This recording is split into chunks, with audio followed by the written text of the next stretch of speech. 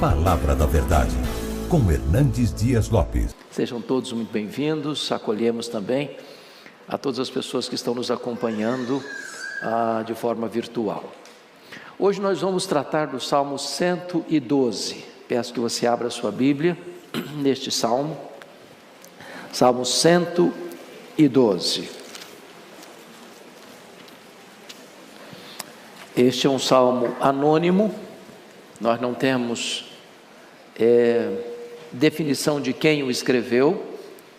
Este é um salmo acróstico e ele trata das bênçãos prometidas àqueles que temem ao Senhor, àqueles que obedecem os mandamentos de Deus. Então, abra sua Bíblia aí e vamos ler este belíssimo poema que contém 10 versículos. Está escrito o seguinte, Salmo 112: Aleluia! Bem-aventurado o homem que teme ao Senhor e se compraz nos seus mandamentos. A sua descendência será poderosa na terra, será abençoada a geração dos justos. Na sua casa há prosperidade e riqueza, e a sua justiça permanece para sempre. Ao justo nasce luz nas trevas, ele é benigno, misericordioso e justo. Ditoso o homem que se compadece e empresta, ele defenderá a sua causa em juízo. Não será jamais abalado, será tido em memória eterna. Não se atemoriza de más notícias, o seu coração é firme, confiante no Senhor. O seu coração, bem firmado, não teme, até ver cumprido nos seus adversários o seu desejo. Distribui, dá aos pobres, a sua justiça permanece para sempre, e o seu poder se exaltará em glória. O perverso vê isso e se enraivece, range os dentes e se consome. O desejo dos perversos perecerá. Bom, vocês bem sabem que o maior livro da Bíblia é o livro de Salmos. Alguém disse com muita razão que Salmos fala a nós, e Salmos fala por nós.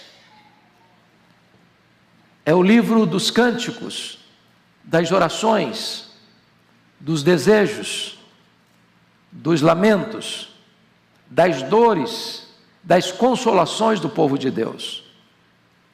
Certamente, Salmos é o livro mais lido da Bíblia, o livro mais utilizado nas liturgias dos cultos, o livro que recorremos nas horas de celebração, o livro que recorremos nas horas das lágrimas. Este livro, vocês bem sabem, foi composto em cerca de 1000 anos. Temos salmos de Moisés, que viveu 1500 anos antes de Cristo, como o Salmo 90, e temos salmos pós-cativeiro babilônico, ocorrido aí no 5º século antes de Cristo, como o Salmo 126. Este livro foi dividido, como vocês também sabem, em 5 livros. O primeiro, 1 ao 41, o segundo, do 42 ao 72, o terceiro, do 73 ao 89, o quarto, do 90 ao 106, e o quinto, do 107 ao 150.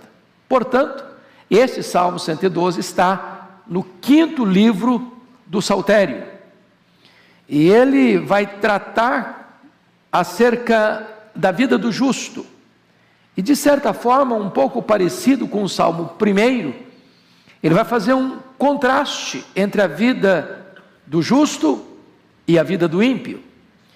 É bem verdade que o contraste não chega a ser tão eloquente quanto o Salmo 1, porque neste salmo, apenas o último verso, o verso 10, é que fala da vida do ímpio. E todo o restante, do verso 1 ao verso 9, ele está tratando da vida do justo. Mas certamente, assim como o justo, no Salmo 1, é como uma árvore frondosa, plantada junto à fonte, frutífera, abençoadora, e o ímpio considerado como palha que o vento dispersa, o justo sendo abençoado por Deus, e o ímpio não permanecendo na Assembleia dos Santos, mas enfrentando o juízo divino, aqui ele contrasta o fato do justo ser abençoado por Deus, e o ímpio, vendo essa bênção de Deus sobre o justo, ficando muito raivoso, a ponto de ranger os dentes, se enraivecer e ver o desejo dos perversos perecendo. Então, eu gostaria que nós olhássemos esse texto, tirando aqui então a primeira lição. Primeiramente, vamos ver a felicidade do homem temente a Deus no verso 1. Está escrito o seguinte: aleluia, bem-aventurado o homem que teme ao Senhor e se compraz nos seus mandamentos. Então aqui tem duas coisas dignas de destaque. Primeiro, a causa da felicidade do justo. Está escrito, aleluia, bem-aventurado o homem que teme ao Senhor.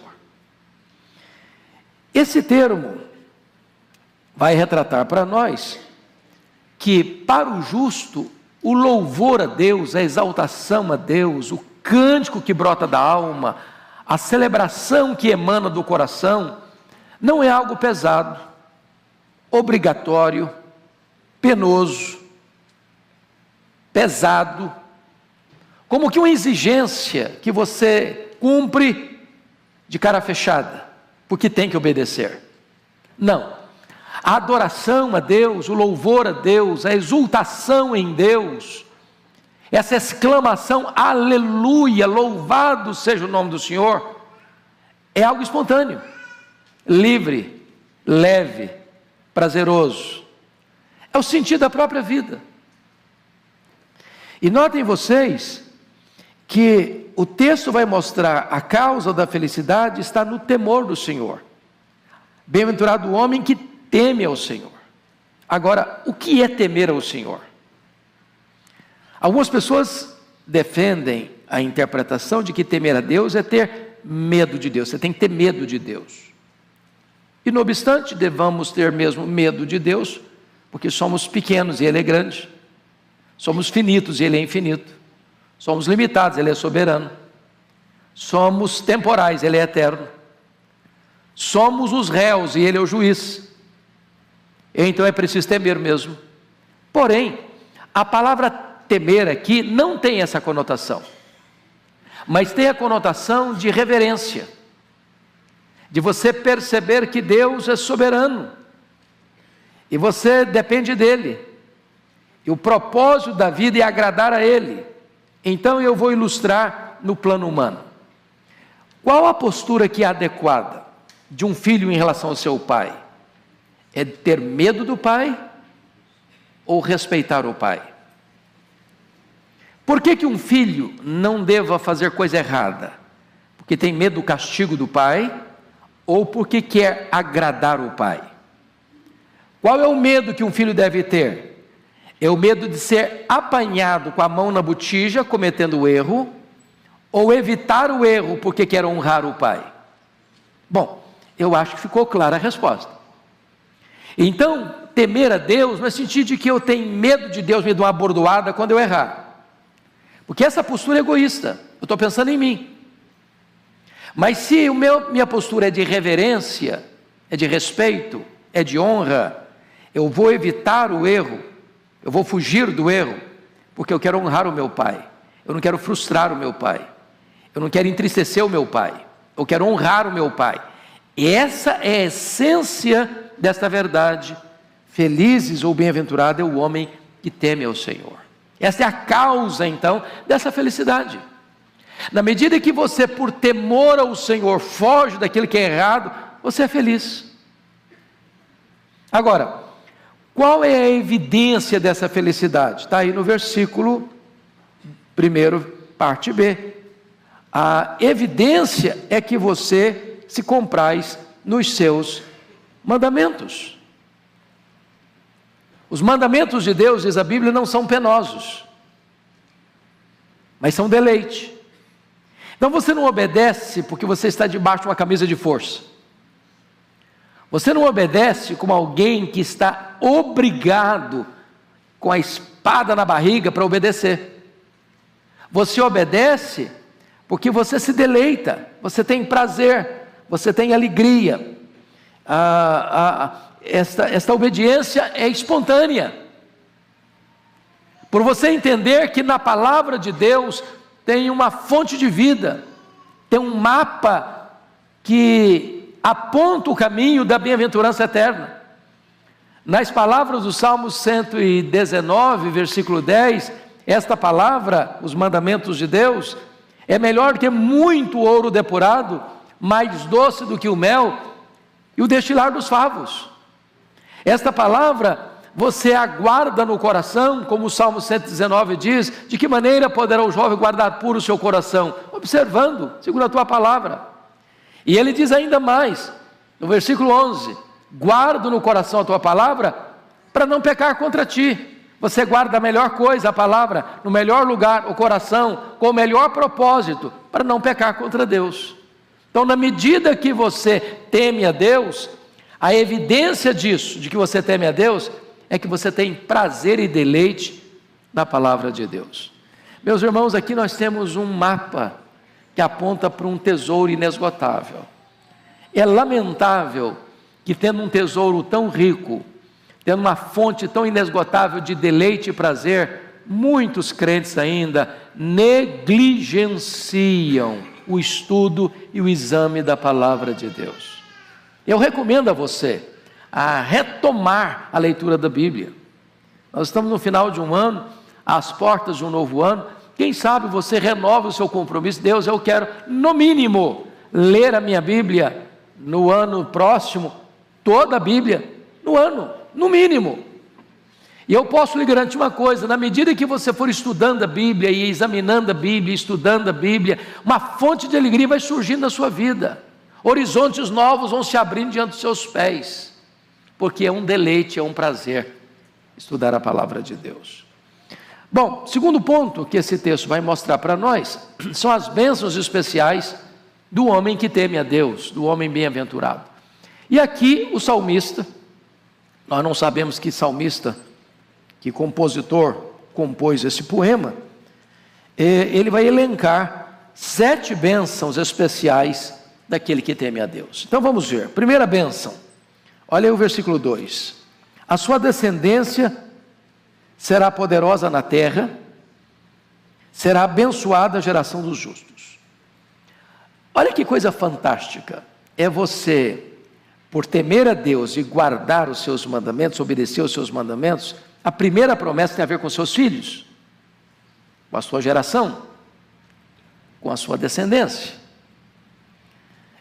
Todos vocês que são pais e mães aqui, avós e avós, sabem disso. Nós temos mais prazer em ver os nossos filhos avançando do que nós avançando. Se tem uma dor, nós queremos que a dor lateje em nós, em vez de latejar nos filhos. Então não tem nada que você anseie e aspire mais na vida que ver seus filhos avançando, progredindo, crescendo, sendo abençoados, sendo bem-sucedidos. E esse texto está mostrando que quando você ama Deus, em resposta à bênção do Eterno, Deus vai abençoar a sua geração, Deus vai abençoar seus filhos. Ou seja, quando você semeia na relação com Deus, Deus permite a você colher uma safra bendita no futuro dos seus filhos. Quanto mais você andar com Deus, mais a bênção de Deus reverberará na vida de seus filhos. Obviamente o contrário também é verdade. Se nós não andarmos com Deus, se nós não levarmos Deus a sério, se nós não temermos a Deus, se nós desobedecermos os preceitos de Deus, quem vai colher essa safra maldita da desobediência serão os nossos filhos, a nossa descendência. Então, gostaria só de recordar alguns textos com vocês. Por exemplo, Salmo 37, versículo 25, que diz: eu já fui moço, agora já sou velho, mas eu nunca vi o justo desamparado, nem a sua descendência mendigar o pão. É uma promessa de Deus para os seus filhos, para os seus descendentes. Por exemplo, Salmo 127, a partir do verso 3, diz que herança do Senhor são os filhos, o fruto do ventre, o seu galardão. E mais, os filhos são como flechas na mão do guerreiro. Bem-aventurado o homem que enche deles a sua aljava. Então pense comigo nessa figura da flecha. Tem 3 coisas que eu destaco aqui. Primeiro, nenhum guerreiro terceiriza para um outro soldado o uso das flechas. A flecha vai no guerreiro, é ele que carrega a flecha. Na hora que é precisar, a flecha está na mão dele. Então você não deve terceirizar a criação dos seus filhos, a educação dos seus filhos. A educação dos seus filhos não compete ao Estado, compete a você. É você que tem essa responsabilidade, é você que tem esse dever, mas mais do que isso, é você que tem esse privilégio. A flecha tem que estar na sua mão. O guerreiro carrega as flechas nas costas, e nós carregamos os nossos filhos no coração, nos braços, no bolso, nos sonhos. Mas agora a segunda imagem da flecha é que nenhum guerreiro desperdiça suas flechas. Ele não está jogando flecha para todo lado, ele só joga a flecha no alvo certo. E aí está querendo dizer que nós devemos criar os nossos filhos com um propósito certo, para a glória de Deus, para o bem da sociedade. Uma família bem-aventurada é uma família que ajuda a estrutura e a tessitura social, ajuda a nação para que ela progrida, porque devolve à sociedade filhos bem-aventurados, preparados para ser uma bênção. Mas mais do que isso, as flechas não são para serem guardadas para sempre, elas são para ser lançadas no alvo certo. O que significa isso? Nós não geramos e preparamos filhos para nós. Nós geramos e preparamos filhos para a vida. É muito comum, às vezes, dentro da cultura brasileira, a questão dos clãs. E aí, nasce um filho, a gente dá uma esticadinha na casa, dá uma puxadinha, mais um quarto. Aí o filho casa, a gente dá outra puxadinha, bota todo mundo junto. E a outro filho casa, outra puxadinha, bota todo mundo junto. Não é essa a ideia bíblica. Não é essa a ideia bíblica, não. Há um ditado popular no Brasil que diz que quem casa, quer casa. É melhor você morar numa meia água, mas ter a independência de dar rumo à sua família, do que você morar numa mansão com seu pai e com a sua mãe. Porque agora é uma nova família, é um novo núcleo, é uma nova realidade. Precisa ter novos rumos. E os pais prepara os filhos exatamente para isso. Ele lança as flechas, ele não segura as flechas. Mas ainda, a nossa Bíblia, a palavra de Deus diz no Salmo 128:3, que os filhos são como rebentos da oliveira ao redor da mesa. Essa é a ideia de vitalidade. Em outras palavras, mesmo quando os filhos crescem, mantém-se a união familiar. A ideia não é de que eu jogo a flecha e os filhos vão embora e nunca mais dão notícia, e não tem mais unidade familiar, e não tem mais comunhão, não tem mais reunião ao redor da mesa. Os filhos são adultos, mas a família permanece unida, coesa.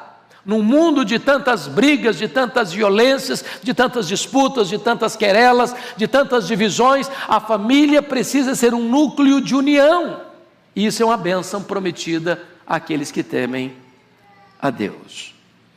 Segunda bênção prometida, veja você no verso 3a. Na sua casa há prosperidade e riqueza. É claro, irmãos, que prosperidade e riqueza no Velho Testamento tem uma conotação de dinheiro, de bens materiais, e permanece tendo. Mas quando você vai para o Novo Testamento, prosperidade e riqueza já ganha uma outra conotação, já tem uma abrangência maior, que se trata das bênçãos espirituais. Então não importa hoje aqui, quem está aqui, a sua condição social. Se você mora num apartamento de 2 quartos, se você mora num apartamento de 4 quartos, se você mora numa casa pequena, se você mora numa casa grande, se você não tem carro, se você tem carro, se o seu carro é novo ou velho, não importa se você tem mais de uma propriedade ou muitas propriedades, não importa se você tem muito dinheiro ou pouco dinheiro, se você está em Cristo, você é alguém próspero. Próspero. Porque lá em Provérbios diz que há muitos ricos pobres e há muitos pobres ricos. Há muitas pessoas que têm muito dinheiro e são miseráveis. O único que tem na vida é dinheiro. E já dizia John Rockefeller, o primeiro bilionário do mundo, o homem mais pobre que eu conheço é o homem que só tem dinheiro. Se você tem Jesus, você é muito rico. Por 3 razões. Primeiro, lá em Deuteronômio, capítulo 33, verso 29, diz: feliz és tu, ó Israel, quem é como tu? Você faz parte do povo mais feliz da terra. Você foi escolhido por Deus.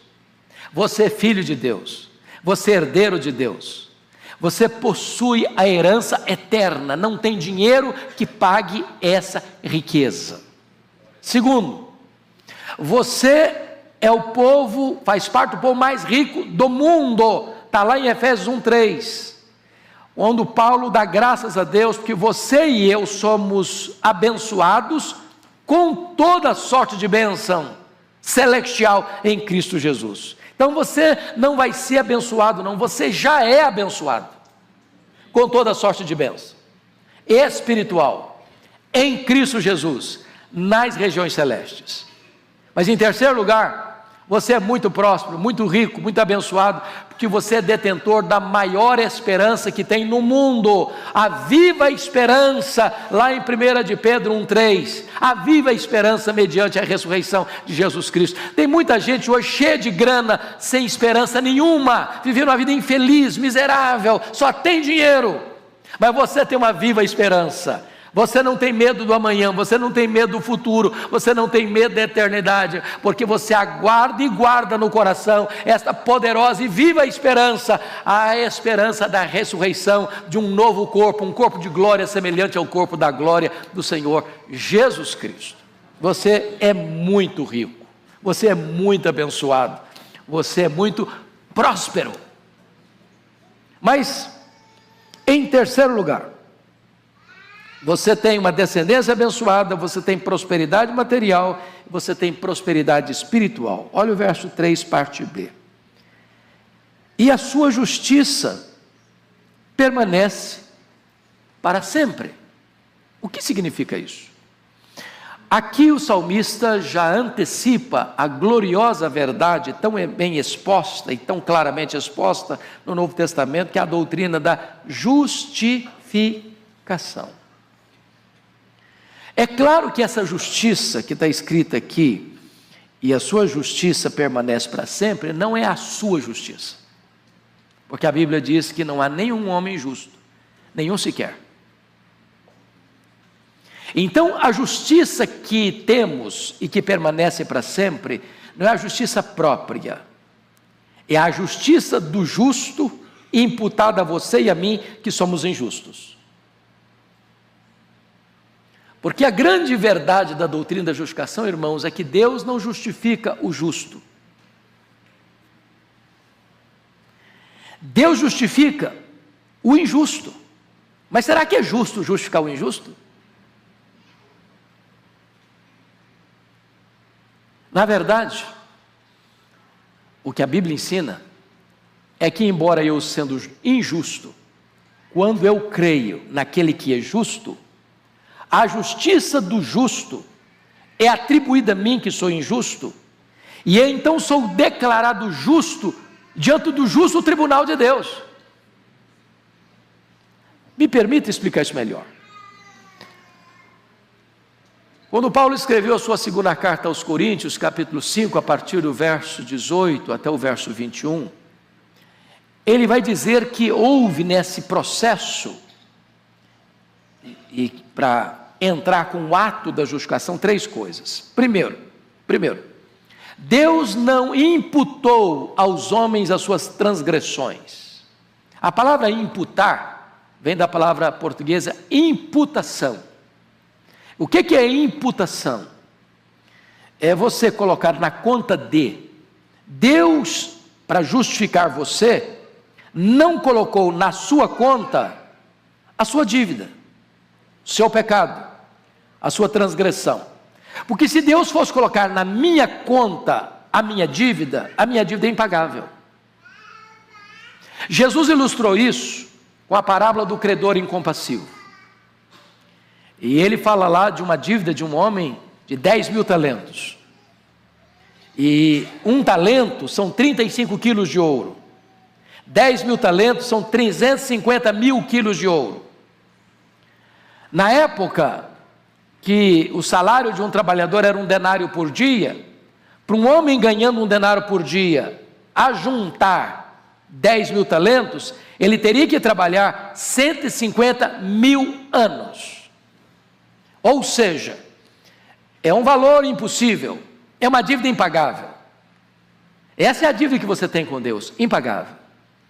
O que Deus fez para justificar você? Primeira coisa que Deus fez, Deus não colocou na sua conta a sua dívida.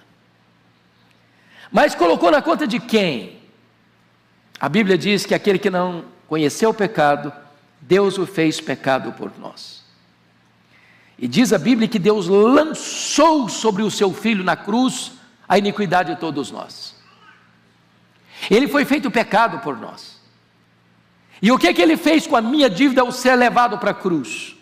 Diz Colossenses 2,14, que ele pegou esse escrito de dívida que era contra nós, o anulou, o rasgou, o encravou na cruz e deu um brado: tetelestai, está consumado, está pago.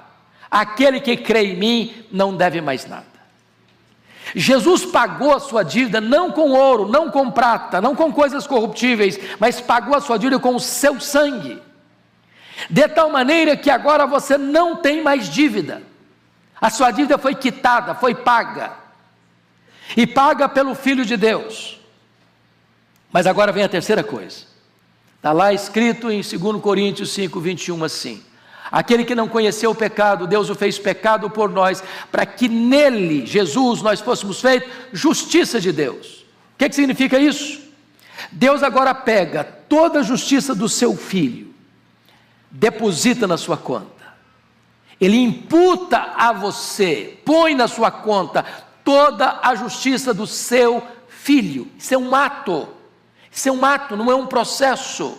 Isso é um ato jurídico, isso é um ato legal, isso é um ato forense. Deus vai e põe na sua conta toda a justiça do seu Filho. Quando Deus pega a sua ficha lá no tribunal do céu, está escrito lá: justificado. Não só não tem mais dívida, mas tem um crédito infinito. Toda a justiça do meu Filho está na sua conta. Vocês têm agora uma justiça eterna. É isso que está escrito aqui no versículo de número 3, parte B. Ele, o que está escrito?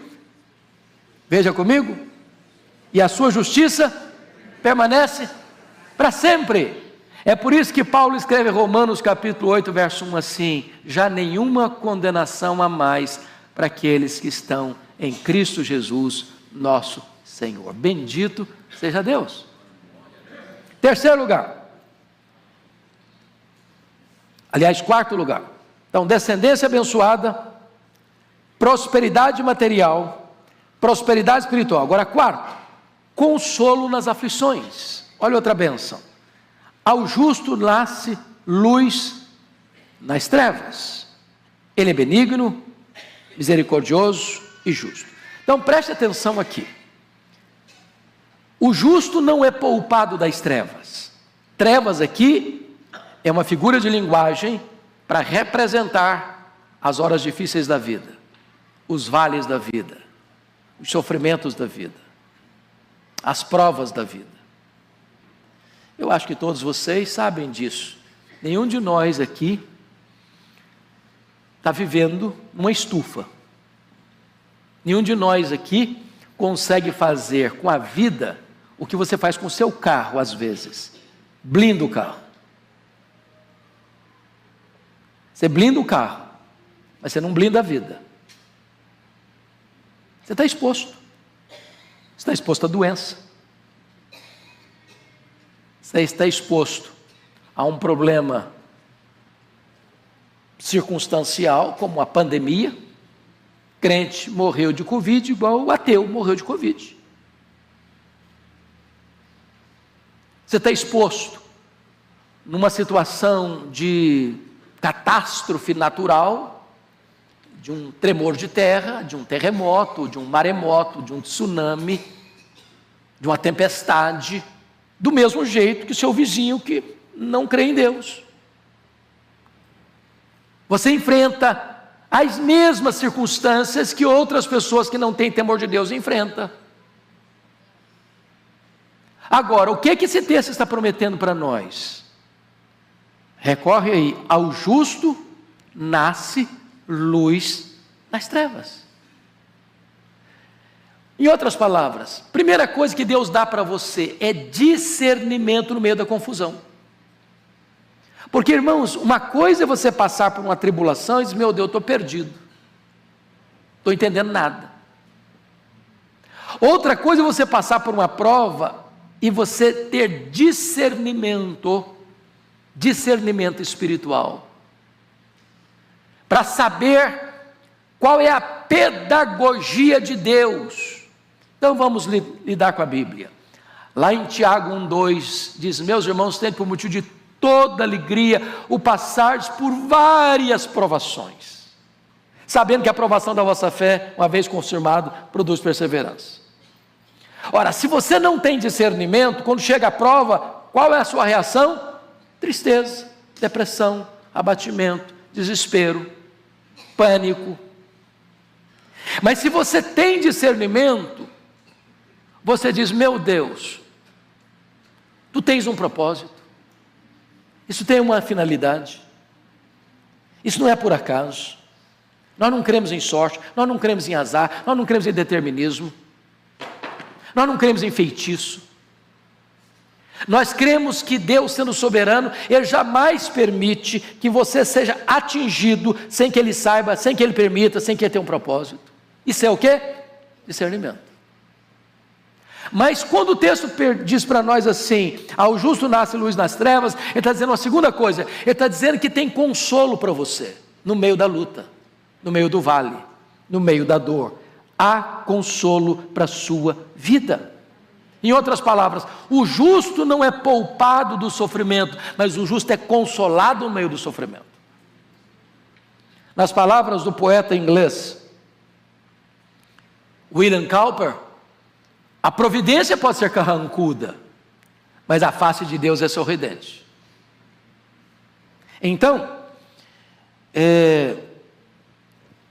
Charles Haddon Spurgeon, comentando esse versículo, chegou a dizer, é tão normal que o justo seja consolado, quanto é normal que amanhã o dia vai amanhecer.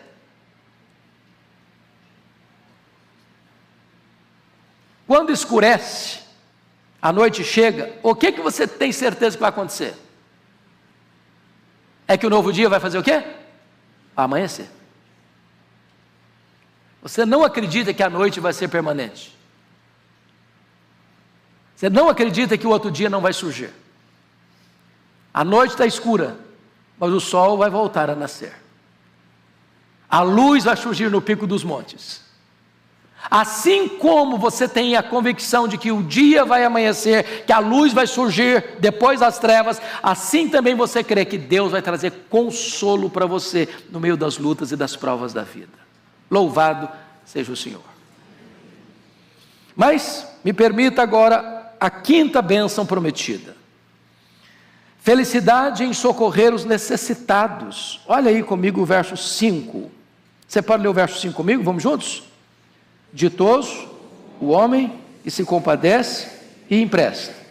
Ele defenderá a sua causa em juízo. Vamos ao 9, que tem a mesma conotação. Vamos lá? Distribui, dá aos pobres, a sua justiça permanece para sempre, e o seu poder se exaltará em glória. Meus irmãos, olha que coisa preciosa. Essa é uma bem-aventurança do justo. Ele tem prazer em ajudar. Ele entende o que Jesus disse: mais bem-aventurado é dar que receber.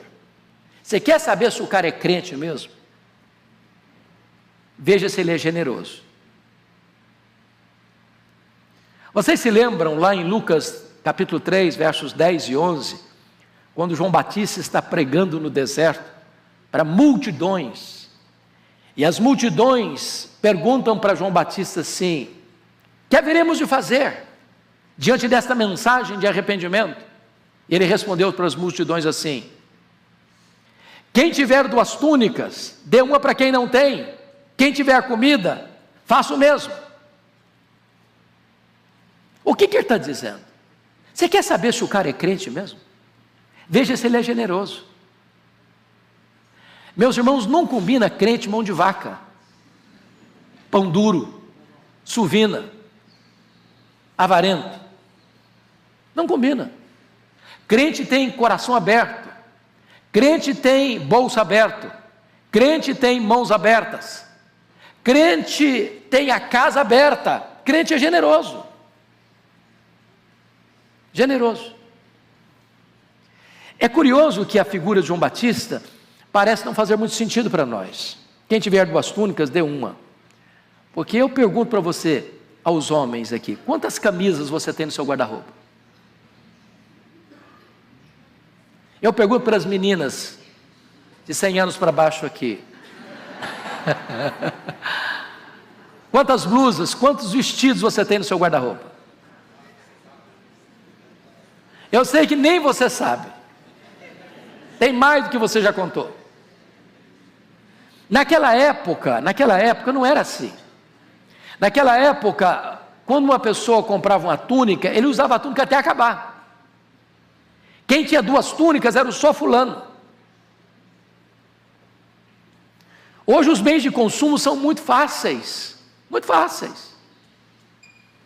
Você compra roupa até para você não vestir. É curioso isso. Tem gente que compra uma roupa, ele bota a roupa no guarda-roupa e nunca veste. Porque é a pressão do consumismo, né? O cara passa na loja, acha bonito, está em promoção, falou: vou comprar. Não está precisando, nem vai usar, mas compra a si mesmo.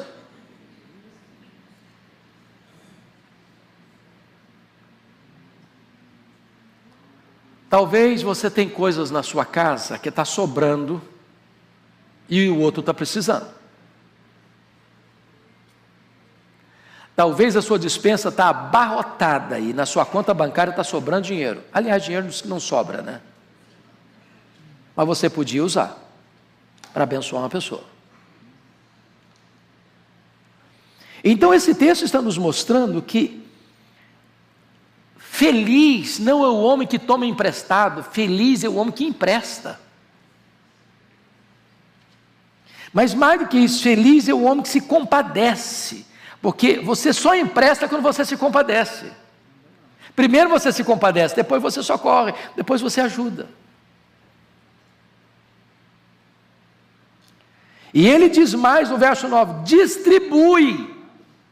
Em outras palavras, ele não retém com usura, ele distribui com generosidade. Mas notem vocês, ele não só empresta, ele dá. Porque tem hora de emprestar e tem hora de dar. Alguém já disse que se você empresta dinheiro, você cria um inimigo. Então tem hora que você sabe a hora de emprestar, porque emprestar implica em você ter confiança que o outro vai pagar. É por isso que a Bíblia exorta você nunca a ser avalista. O que é ser um avalista? e você garantir que quem contraiu a dívida vai pagar a dívida. E se ele não pagar, você paga. Neste mundo hoje, tanta gente desonesta, aproveitadora, gente que vive de dar golpe nos outros, você tem que ter cautela. Já naquela época tinha que ter cautela. Então, deixa de lado essa lição aí da prudência, e você vai saber a hora que você precisa emprestar,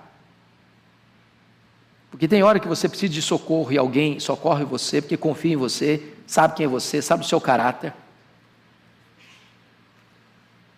E você não vai assumir dívidas que você não tem condições de cumprir. E você sabe a hora de fazer o quê? De dar. Não estou emprestando, estou dando. Estou dando. O pobre você dá. Você tira do seu e diz, toma, é seu. E aqui, meus irmãos, me permita uma colocação da mais alta importância. Porque às vezes essa cultura do dar, a gente precisa aprender. E aprender em casa. Aprender em casa. Eu aprendi isso com a minha mãe. Minha mãe é uma mulher criada na roça. O Senhor já a chamou para a glória. E sempre me impressionou isso. Ela ia fazer as compras da casa, se fazia a compra do ano, ela comprava 5, 6, até 10 vezes mais do que ela precisava. Eu falei, mãe, para que isso? Não, porque eu tenho um compromisso de abençoar outras pessoas. Então, quando você tem o hábito e a cultura e o entendimento bíblico de que você é feliz quando você dá, distribui, aquilo abençoa a sua vida mais do que abençoa a pessoa que recebe, Deus vai abençoando a sua vida. Então, eu quero fazer um desafio a você, porque a Bíblia, ela é um livro não só para você guardar na sua cabeça, para você praticar. Se você só guarda conceitos na sua cabeça e nunca pratica, você não é abençoado não. Aliás, você aumenta a sua responsabilidade e aumenta o juízo também, que Deus vai cobrar mais de você. Então nós estamos chegando ao final do ano, Natal está chegando aí, eu queria fazer um desafio para você hoje, para todos nós aqui. Você pensar em alguém que você conhece, talvez a pessoa que trabalha na sua casa, talvez um parente seu, talvez um vizinho seu, para neste final de ano, você dar uma oferta especial. Mas não é dar oferta especial no sentido de dar uma barganha, fazer uma barganha não. Falou, Deus, eu vou dar 10, porque eu quero receber 100. Aí você está sendo um financista. Você está fazendo um jogo econômico. Mas faça esse propósito. E não é só porque está chegando no final do ano, não. Faça um compromisso de ser um abençoador.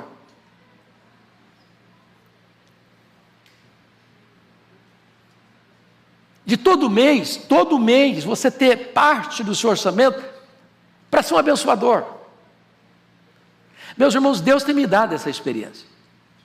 E eu sou beneficiário de ser abençoado por outras pessoas, e eu não quero que a bênção fique parada em mim, não. Eu quero que essa bênção flua para outras pessoas. Porque quando você tem essa experiência de você emprestar e dar, sabe o que a Bíblia promete? E esse texto é citado por Paulo, lá em 2 Coríntios 9, versículo 9. Sabe o que Deus vai fazer com você? Deus vai multiplicar a sua sementeira. E você vai ser sempre mais para dar. E quem abençoa é Deus. Quem abre as janelas dos céus é Deus. É Deus quem fortalece as nossas mãos para adquirirmos riquezas. Riquezas e glórias vêm das mãos de Deus. E quanto mais Deus bota na sua mão e você vaza pelas mãos da generosidade para outras pessoas, mais Deus vai multiplicando a sua sementeira para você ter mais para dar. Preste atenção nisso. Olhe as pessoas que Deus abençoa com riqueza e elas são generosas na causa de Deus, no reino de Deus, na obra de Deus, ou para socorrer o necessitado, ou para servir ao próximo. Deus amplia ainda mais a riqueza dessa pessoa. Agora vamos dar um testemunho da Igreja Presbiteriana de Pinheiros. Uma das bênçãos de Deus, eu rodo por aí, e eu escuto isso por onde eu vou. Uma das marcas da Igreja Presbiteriana de Pinheiros é uma igreja generosa. É uma igreja que investe mais de 60% do seu orçamento para fora dos seus portões, para fora da sua membresia, tanto no socorro aos necessitados, com cestas básicas, com poços cavados no sertão, para que haja água para aquelas pessoas, mas também uma igreja que investe na obra missionária aqui em São Paulo, no Brasil inteiro e fora do Brasil. E o que Deus tem feito com a Igreja Presbiteriana de Pinheiros? Deus manda mais, Deus manda mais, Deus manda mais, para que essa igreja distribua mais. É assim a lei do reino de Deus.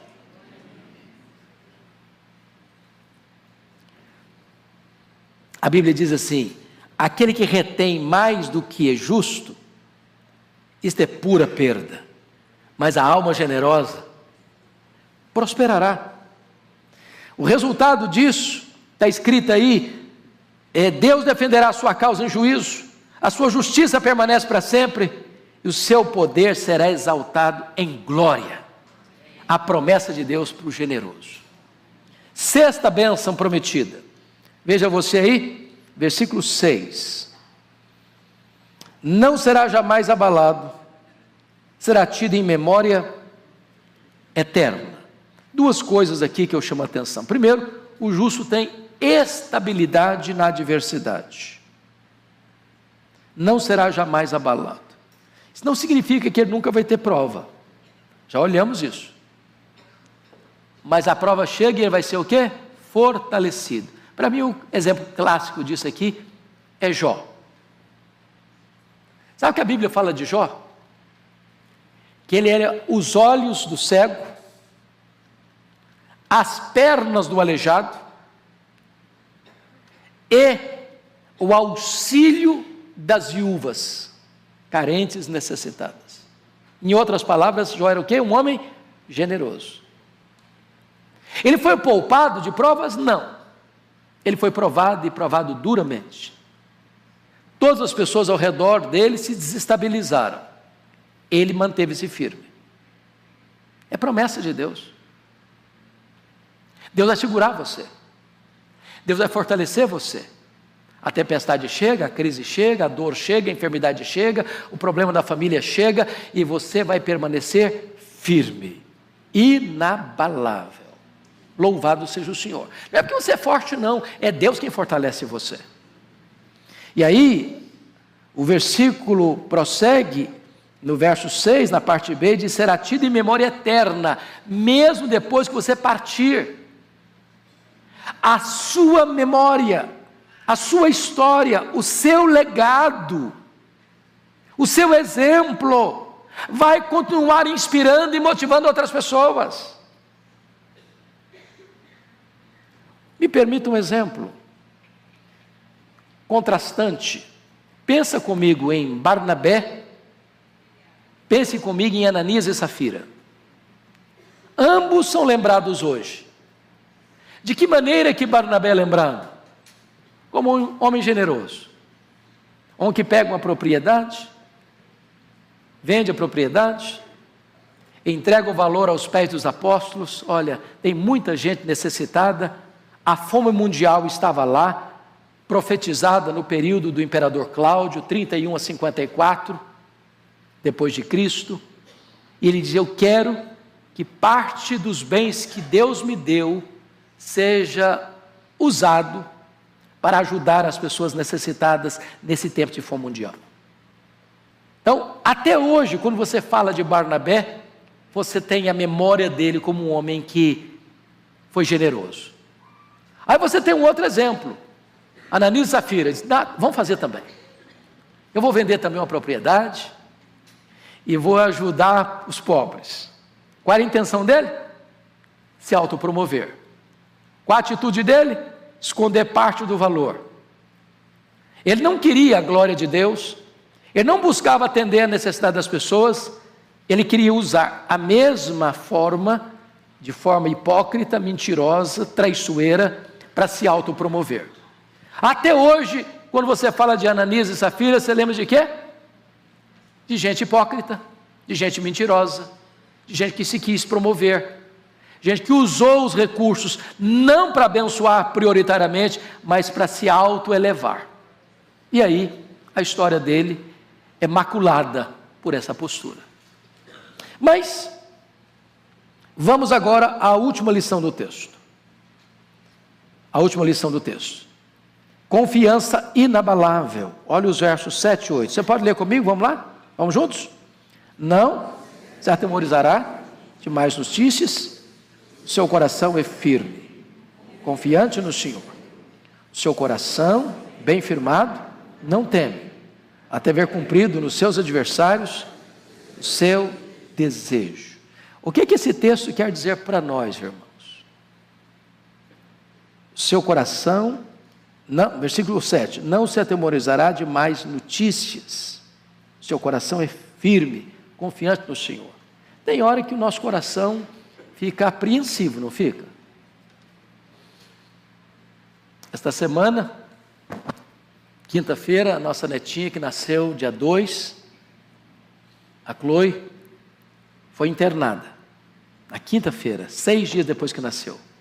Uma febre alta, não é comum, não é normal, uma criança com 6 dias de vida ter febre. E eu não estava viajando, o Tiago me ligou, apreensivo,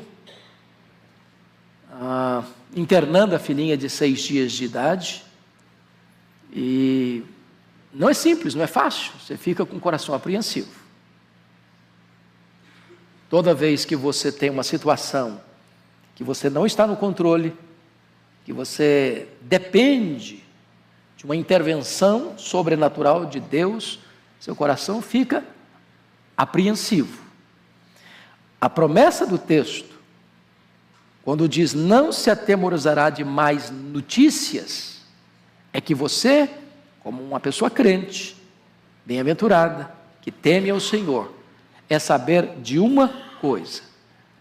Como Paulo diz em 2 Timóteo 1,12, eu sei em quem eu tenho crido. E eu estou bem certo de que Ele é poderoso para guardar o meu tesouro até o dia final. O que você tem plena consciência é de que todas as coisas cooperam para o bem daqueles que amam a Deus. E louvado seja o Senhor, a febre alta, os exames os mais diversos feitos, tirando o líquido da coluna, com medo de uma suspeita de meningite, louvado seja Deus, de ontem para cá, a febre abaixou, já saiu do CTI para um quarto, e nós estamos na expectativa de alta, e louvado seja Deus. Amém. Mas o Senhor está no controle. O que você entende é o seguinte, que Deus está trabalhando por você e não contra você. De que embora você possa ter perdido o controle, Deus está no controle. E a sua vida não está solta ao léu, jogada de um lado para o outro, ao sabor das circunstâncias. A sua vida está nas mãos daquele que tem as rédeas da história nas mãos e tem todo o poder nos céus e na terra. Meus amados irmãos, eu quero concluir essa exposição dizendo para você o fato de estar escrito aqui, você não se atemoriza de mais notícias, é a convicção de que agora a situação pode estar desesperadora, e você não está entendendo, mas você sabe de uma coisa, Deus é poderoso para num momento, virar o placar do jogo, alterar a circunstância, conforme está escrito no Salmo 84, Deus, Ele transforma o deserto árido num manancial. Deus não só muda o sentimento do seu coração, de paz no vale, mas Ele muda o vale num manancial. Ele muda a circunstância. Então, você pode ter segurança de 3 coisas. Primeiro, O seu passado está debaixo do sangue, o sangue do Cordeiro. O seu presente está debaixo da generosa providência de Deus. E o seu futuro está debaixo das promessas gloriosas de Deus. Então você não precisa ter medo. Seu coração não precisa atemorizar. Fechando a exposição, vamos para o último verso, que ele contrasta a vida do justo, do homem que teme a Deus, com o perverso. Leia comigo em voz alta o verso 10. O perverso vê isso e se enraivece, range os dentes e se consome. O desejo dos perversos perecerá. Então aqui tem um contraste entre o justo e o perverso. O perverso, ele não tem prazer em ver você bem-sucedido na vida. Ele olha para você e não agradece a Deus porque você é abençoado. Ao contrário, ele olha para você, ele vê isso o quê? Vê isso o quê? A vida do justo sendo abençoada, sendo próspera, sendo guardada, sendo cuidada. Ele olha para esse cenário e fica com muita raiva. Muita raiva. E a raiva dele é tamanha que ele range os dentes. Mas o desejo do perverso em ver você numa pior, esse desejo dele vai perecer. Porque a bênção do eterno vai manter-se sobre a sua vida. Agora e por toda a eternidade. Que Deus os abençoe. Eu quero dizer que você é muito feliz e muito bem-aventurado, porque você é alvo da bondade de Deus. Vamos ficar em pé e vamos orar.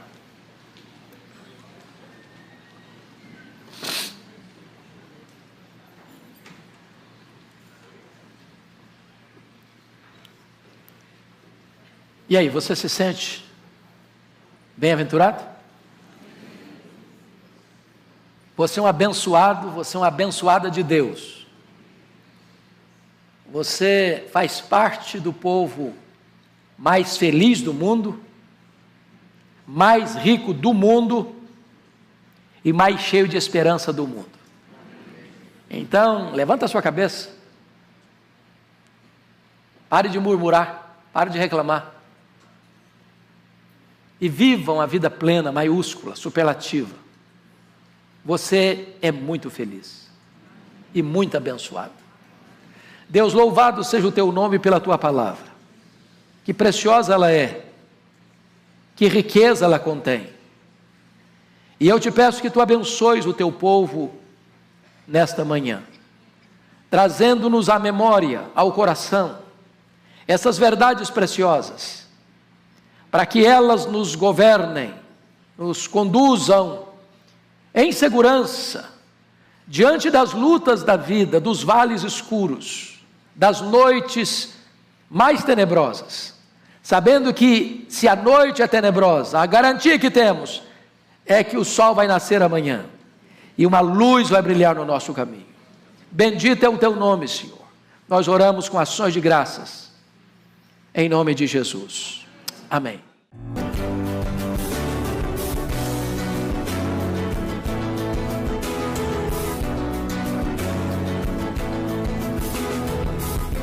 Palavra da Verdade, com Hernandes Dias Lopes.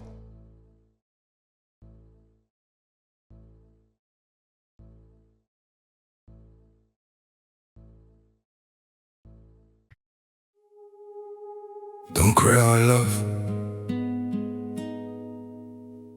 Your tears don't belong. That beautiful smile is where you shine.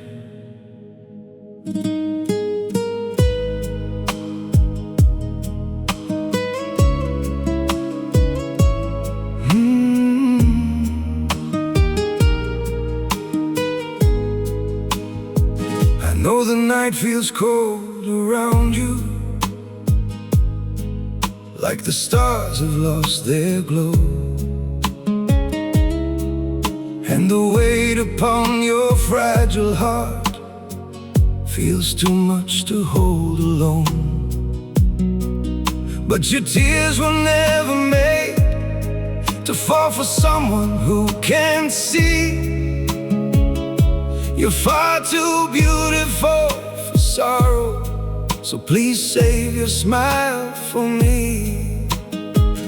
Don't cry, my love, your tears don't suit you at all. You're much more beautiful smiling than drowning in it all. Don't cry, my love, wipe the sadness from your eyes. The world feels brighter when you're laughing, so don't let heartbreak steal your life. Every wound will fade with time now, every storm will lose its rain, and the pain that tries to break you won't deserve your heart again. Don't cry, my love, your tears don't suit you at all.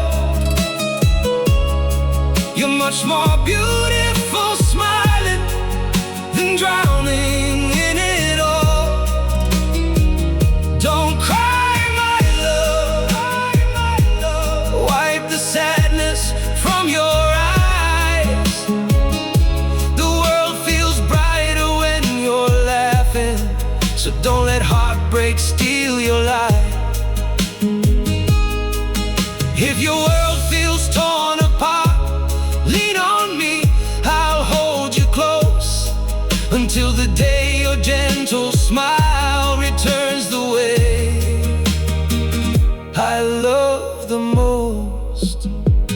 Don't cry, my love, your tears don't suit you at all. You're much more beautiful smiling than drowning in it all. Don't cry, my love, wipe the sadness from your eyes. The world feels brighter when you're laughing, so don't let heartbreak steal your light.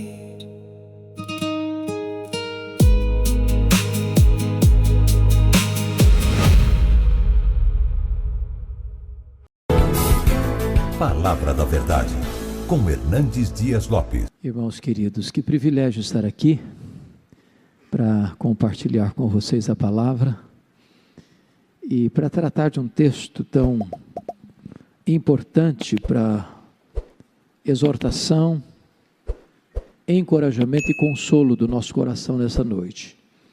Abra sua Bíblia comigo, por gentileza, profeta Miqueias, capítulo de número 6, versos de 1 a 16. Miqueias, capítulo 6. Me dê um pouquinho mais de retorno, filho, na mesa aqui. O som, um pouquinho mais de retorno aqui, por gentileza. Obrigado, aí melhorou bastante. Obrigado. Profeta Miqueias.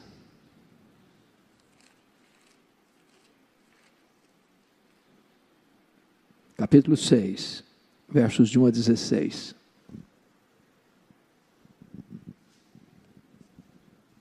Eu queria que você, na medida que acompanhasse essa leitura, já mentalizasse a cena de um tribunal de júri,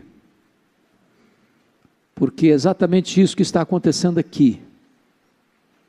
Deus está chamando o seu povo, Deus está colocando o seu povo numa espécie de banco dos réus, e Deus está julgando a nação. Se vocês olharem o contexto, o profeta Miqueias é um dos poucos profetas menores que fala tanto para o reino do norte quanto para o reino do sul, tanto para as 10 tribos, cuja capital era Samaria, quanto para o reino de Judá, cuja capital era Jerusalém. Então leia comigo, acompanhe a leitura nessa perspectiva de um tribunal de júri onde Deus está chamando o seu povo a julgamento. Está escrito assim: ouvi agora o que diz o Senhor, levanta-te, defende a tua causa perante os montes, e ouçam os outeiros a tua voz. Ouvi, montes, a controvérsia do Senhor, e vós, duráveis fundamentos da terra, porque o Senhor tem controvérsia com o seu povo, e com Israel entrará em juízo. Povo meu, que te tenho feito, e com o que te enfadei, responde-me. Pois te fiz sair da terra do Egito, e da casa da servidão te remi, e enviei adiante de ti Moisés, Arão e Miriam. Povo meu, lembra-te agora do que maquinou Balaque, rei de Moabe, e do que lhe respondeu Balaão, filho de Beor, e do que aconteceu desde Sitim até Gilgal, para que conheças os atos de justiça do Senhor. Com que me apresentarei ao Senhor e me inclinarei ante o Deus excelso? Virei perante ele com holocaustos, com bezerros de um ano? Agradar-se ao Senhor de milhares de carneiro, de 10.000 ribeiros de azeite? Darei meu primogênito pela minha transgressão, o fruto do meu corpo pelo pecado e da minha alma? Ele te declarou, o homem, o que é bom, e o que é que o Senhor pede de ti? Que pratiques a justiça, e ames a misericórdia, e andes humildemente com o teu Deus. A voz do Senhor clama a cidade, e é a verdadeira sabedoria temer-lhe o nome. Ouviu a tribos aquele que a cita. Ainda há na casa do ímpio os tesouros da impiedade e o detestável efa minguado? Poderei eu inocentar balanças falsas e bolsas de pesos enganosos? Porque os ricos da cidade estão cheios de violência, e os seus habitantes falam mentiras, e a língua deles é enganosa na sua boca. Assim também passarei eu a ferir-te, e te deixarei desolada por causa dos teus pecados. Comerás e não te fartarás, a fome estará nas tuas entranhas, e removerás os teus bens, mas não os livrarás, e aquilo que livrares eu entregarei à espada. Semearás, contudo não cegarás, pisarás a azeitona, porém não te ungirás com azeite, pisarás a vindima, no entanto não lhe beberás o vinho, porque observaste os estatutos de Onri, e todas as obras da casa de Acabe, e andaste nos conselhos deles. Por isso eu farei de ti uma desolação, e dos habitantes da tua cidade um alvo de vaias. Assim trarei sobre vós o opróbrio dos povos.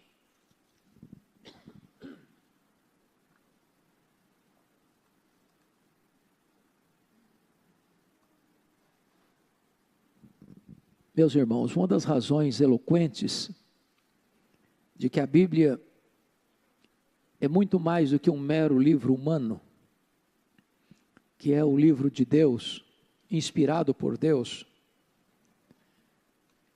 que não é sazonal, temporal, mas é eterno,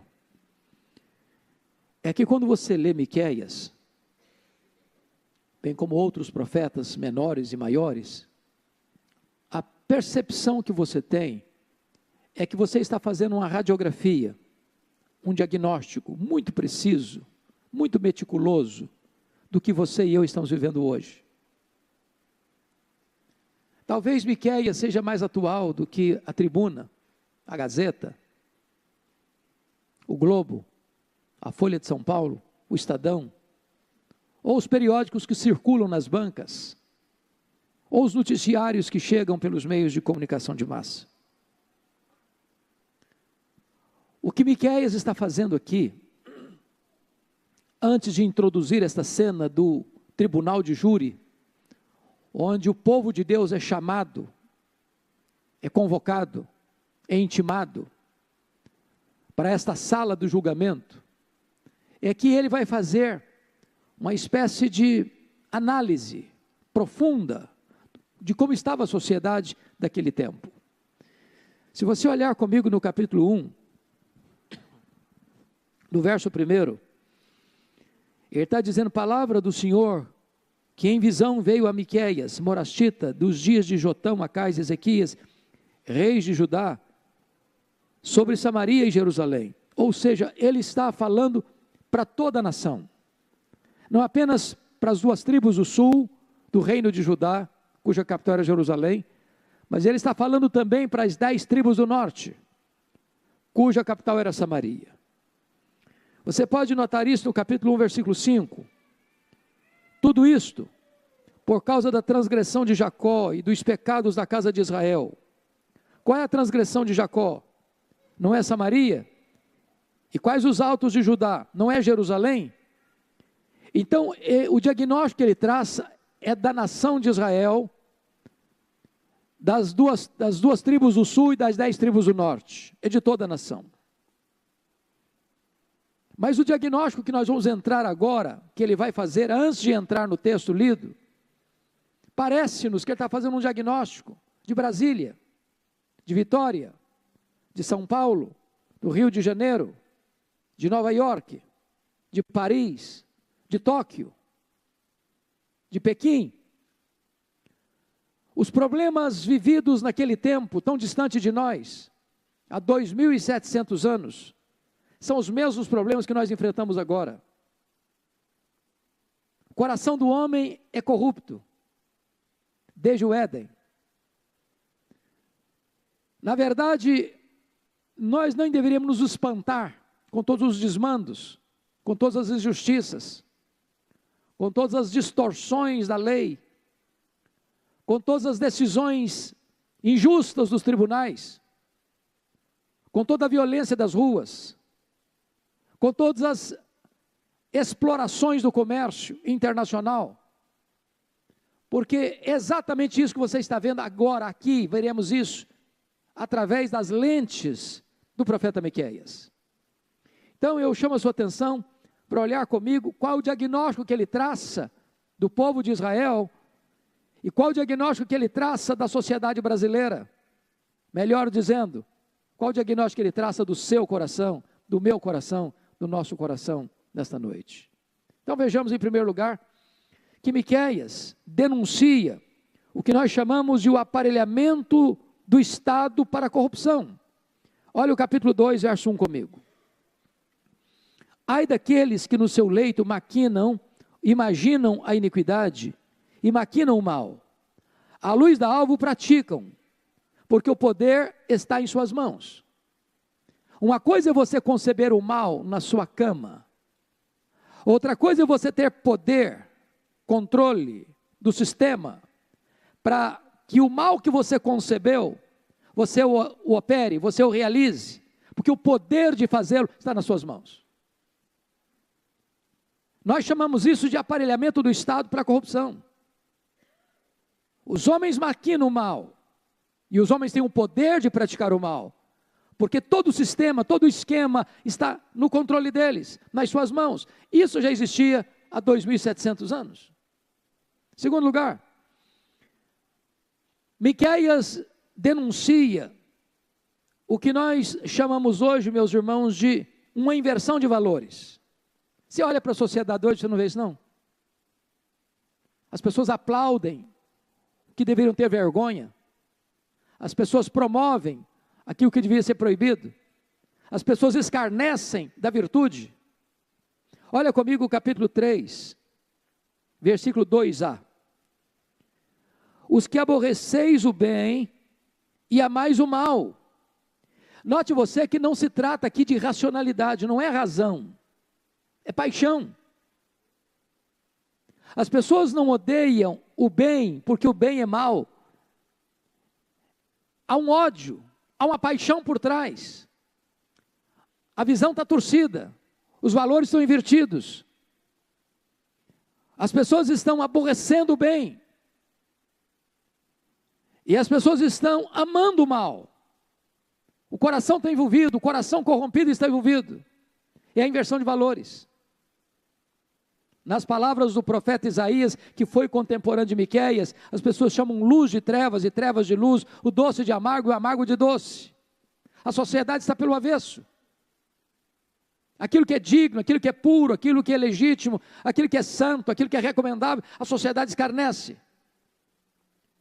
Aquilo que é vil, aquilo que é vergonhoso, aquilo que traz opróbrio, vergonha, derrota, fracasso, a sociedade promove. Os meios de comunicação promovem. Até as leis sustentam, porque a sociedade está com seus valores invertidos. e será 2.500 anos. Parece que eu estou fazendo um diagnóstico do Brasil, da nossa realidade. Mas em terceiro lugar, Miqueias denuncia, meus irmãos, a exploração, e ele vai usar uma palavra muito pesada aqui, e eu vou pedir permissão a vocês para dizer isso, uma exploração canibal. Olha aí, por favor, capítulo 3, por gentileza, veja vocês comigo, o versículo de número 3, vamos começar com o 2, na parte B, deles arrancais a pele, porque aborrece o bem e ama o mal, deles arrancais a pele, e a carne de cima de seus ossos, que comeis a carne do meu povo, e lhes arrancais a pele, e lhes esmiuçais os ossos, e os repartis como para a panela, e como carne no meio do caldeirão. É uma linguagem pesada, devia ter faixa preta, 18 anos, para ler isso aqui. Eu estou falando de 2.700 anos, eu estou falando da nação que é conhecida a nação, povo de Deus. A exploração era tal, que Miqueias não encontrou outra palavra para descrever essa exploração, a não ser de um ataque canibal, de você pegar uma pessoa, esfolá-la, tirar a pele, comer a carne e roer os ossos. Uma sociedade draconiana, onde os poderosos se sentem no direito de explorar, e não só explorar, de matar, de destruir, de arruinar os mais fracos. Mas tem mais. Quando você tem uma estrutura, a sociedade estruturada, e desde Montesquieu, pensador francês, é que nós dividimos a sociedade na questão de poderes, em 3 poderes: poder legislativo, poder executivo, poder judiciário. Na constituição desses 3 poderes, que devem ser independentes, sem interferência um no outro, o poder judiciário tem o papel e a função de defender a lei. Se alguns desses 2 poderes sair para a direita ou para a esquerda, ou se qualquer desmando é feito na sociedade, se qualquer injustiça é praticada, se qualquer violação da lei é feita, cabe ao poder judiciário defender a justiça, aplicar a lei. A pergunta é: como é que estava o judiciário naquele tempo? Vejamos, olha comigo, capítulo 3, verso 11. Obrigado, meu filho. Os seus cabeças dão as sentenças por suborno. Você pode ler isso comigo? Essa frase. Os seus cabeças dão as sentenças por suborno. Eu não sei se você já observou isso, mas eu gosto muito daquele emblema da justiça. De uma mulher com a balança na mão, com os olhos vendados. Ou seja, a justiça não tem lado. A justiça não tem lado. Ela não pende mais para um do que para outro. Está com os olhos vendados porque a justiça julga não pela capa do processo, mas pelos autos do processo. Mas aqui está dito que o poder judiciário está corrompido. Porque os juízes, a quem ele chama de cabeças, dão as suas sentenças por suborno. É o quanto ele leva. São os interesses inconfessos, rasteiros, que estão no submundo das cortes, para que aqueles que estão assentados para fazer justiça, estão vendendo a sua consciência, para favorecer os poderosos, para a exploração dos fracos, dos inocentes, e desta maneira perverter o juízo, a justiça, a lei. Eu estou falando, meus irmãos, de Israel, não estou falando de Brasília, não estou falando de Vitória, eu estou falando de 2.700 anos, mas é a realidade hoje, da nossa sociedade. Mas tem mais. Veja você, e agora para mim, é o que mais de grave pode existir nesse diagnóstico de Miqueias. É o que eu chamo, meus amados irmãos, de que ele denuncia o conluio dos poderes. Olha aí comigo o capítulo de número 7, verso 3. Eu queria que você prestasse muita atenção nesse versículo. E por isso eu peço que você leia comigo esse versículo, por gentileza, todos juntos, com voz pausada, voz clara, prestando atenção. Vamos juntos? As suas mãos estão sobre o mal e o fazem diligentemente. O príncipe exige condenação. O juiz aceita suborno. O grande fala dos maus desejos da sua alma. E assim todos eles, juntamente, urdem a trama. Eu acho que se você botasse isso em manchete, nos grandes jornais da nação, está descrevendo o que está acontecendo. Preste atenção nisso, as suas mãos estão sobre o mal e o fazem de que maneira? Diligentemente. Quando você ouvir falar de crime organizado, é isso mesmo. Está organizado, está planejado. Isso é feito diligentemente, pensado, refletido nos bastidores. Agora notem, o príncipe exige condenação, o juiz aceita o suborno, os poderosos falam dos maus desejos da sua alma, e assim todos eles, preste atenção, juntamente urdem a trama. Há um conluio, há um pacto do mal, há uma aliança para a prática da injustiça. Nenhuma surpresa, zero surpresa.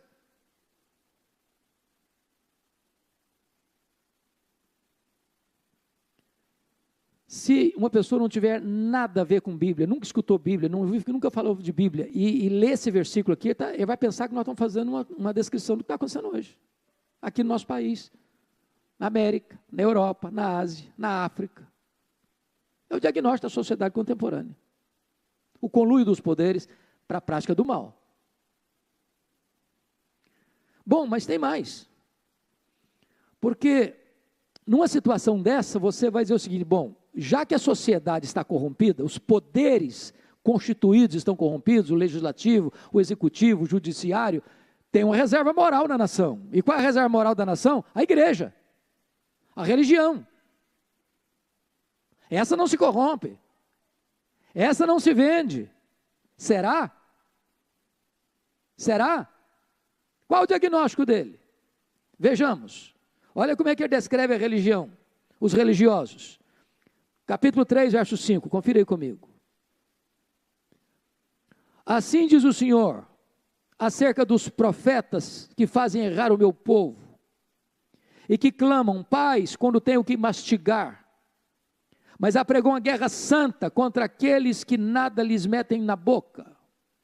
Profetas da conveniência, que pregam o que é gostoso de ouvir, porque foram subornados por dinheiro. O vetor que os move a pregar é o dinheiro. São mercantilistas da fé. Não tem compromisso com a palavra de Deus, com a verdade de Deus. Eles querem encher a boca e os bolsos. Mas olha comigo o capítulo de número 3, versículo 11. Os seus cabeças dão sentenças por suborno, os seus sacerdotes ensinam por interesse, os seus profetas adivinham por dinheiro. E ainda se encostam o Senhor dizendo, não está o Senhor no meio de nós? Nenhum mal nos sobrevirá. Eles pregam uma mensagem extremamente otimista, boa, agradável, de riqueza, de prosperidade, de sucesso. Está tudo muito bem, Deus está com a gente, não vai acontecer nada não. A nação indo para o buraco, a nação indo para o inferno, a nação indo para o cativeiro, a miséria campeando para todo lado, não está tudo bem com a gente. Maquiando a verdade, pregando uma mentira. Meus irmãos, quando a própria religião se corrompe, a situação está muito grave. Muito grave. Mas tem mais. Você pode dizer, bom, já que os poderes constituídos estão corrompidos, já que a própria religião está corrompida, ainda existe uma reserva moral. E qual é a reserva moral? A família. A família. Como é que estava a família? Como é que estava a família? Confira comigo. Olha aí, capítulo 7, verso 6. Porque o filho despreza o pai, a filha se levanta contra a mãe, a nora contra a sogra. Os inimigos do homem são os da sua própria casa. Bom, então agora acabou mesmo. Agora a vaca foi para o brejo mesmo. Porque a família é um pé de guerra. A família está desunida, desestruturada. E o que você percebe é que a família lá estava sendo atacada, e é hoje também. Parece que hoje tem que ser uma família disfuncional para ser uma família normal. Porque se for direitinho, bonitinho, marido e mulher, filhos, não, isso aí está esquisito, está jurássico. Está fora do padrão moderno. Está fora da cartilha da modernidade. Tem que ser desorganizada para ser moderna. A família estava arruinada. Mas tem mais. Tem mais. O diagnóstico de Miqueias é tão sombrio, que quando ele olha agora o mapa geral, ele chega a uma conclusão muito triste, dolorosa até. Olha o capítulo 7, verso 2 comigo. Ele diz assim: pereceu da terra o piedoso, e não há entre os homens um que seja reto. Todos espreitam para derramar sangue, cada um caça o seu irmão com a rede. Bom, aí diz, agora virou uma alcateia de lobos. Está todo mundo querendo devorar todo mundo. Eu não sei se consegue fazer um diagnóstico mais sombrio que esse. Pois bem, irmãos, esse é o contexto do capítulo 6 que nós lemos. É por causa desse diagnóstico é que agora nós vamos entrar no capítulo 6. E ao entrar no capítulo 6, o que você vai ver é um tribunal de júri. Quem já foi num tribunal de júri aqui assistir algum julgamento? Levanta a mão.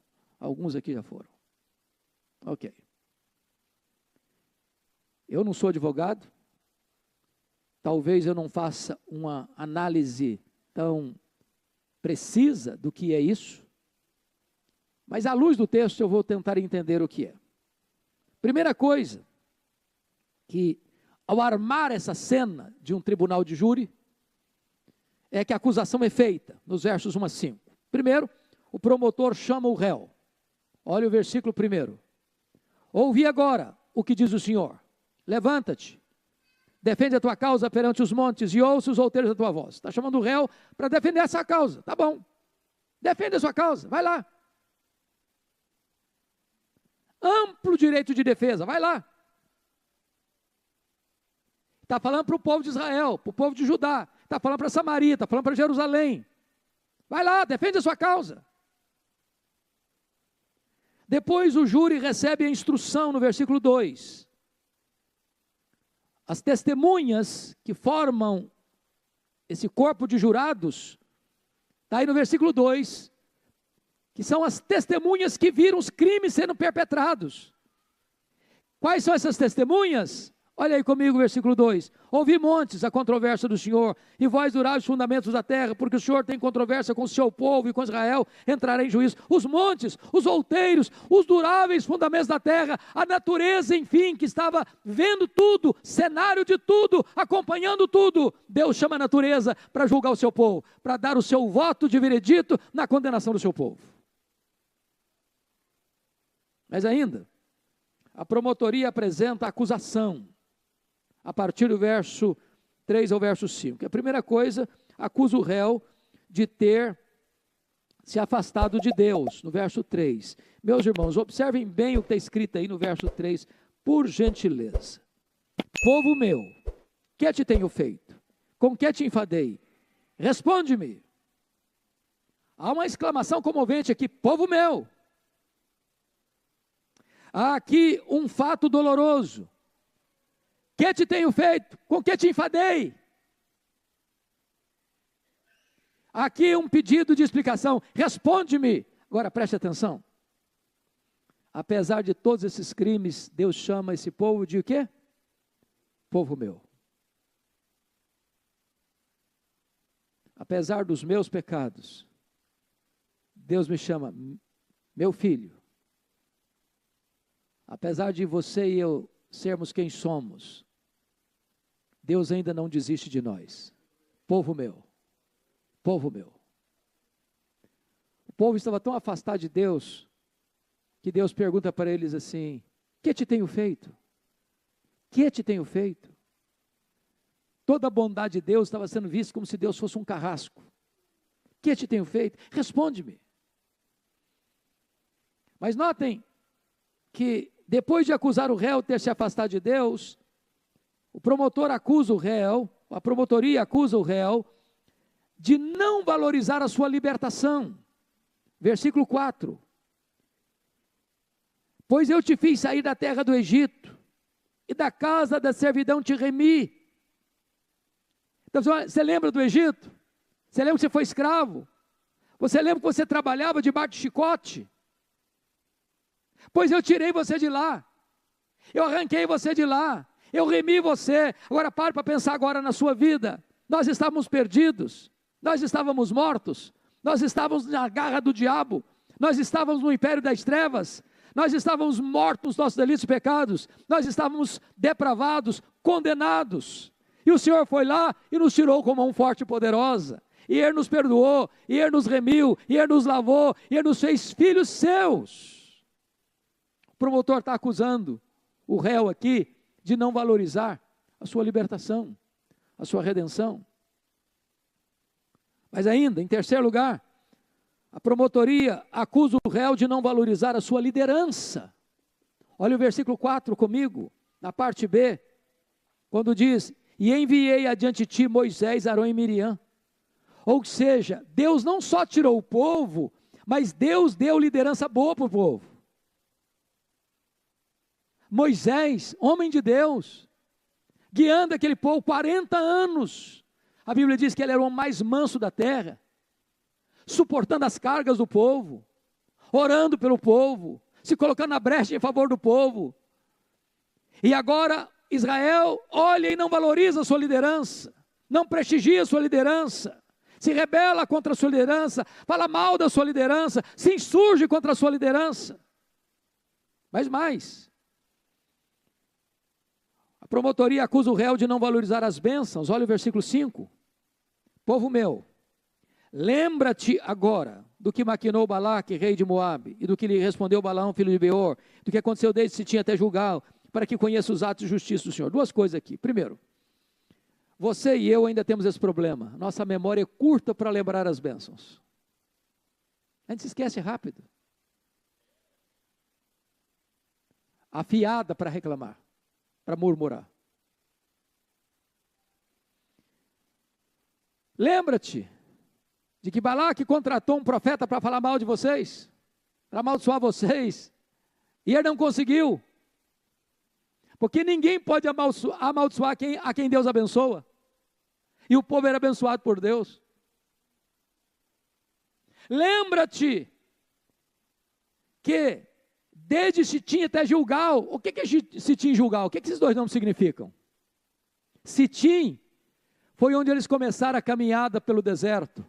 Gilgal foi onde eles chegaram na terra prometida, e agora a terra está produzindo frutos excelentes, e cessou o maná. Ou seja, do começo ao fim da jornada, eu fui com vocês, eu abençoei vocês, desceu o maná do céu, brotou água da rocha, teve coluna de nuvem de dia, teve coluna de fogo de noite, as roupas não envelheceram no corpo, as sandálias não envelheceram nos pés, eu derrotei os seus inimigos, eu levei vocês o tempo todo.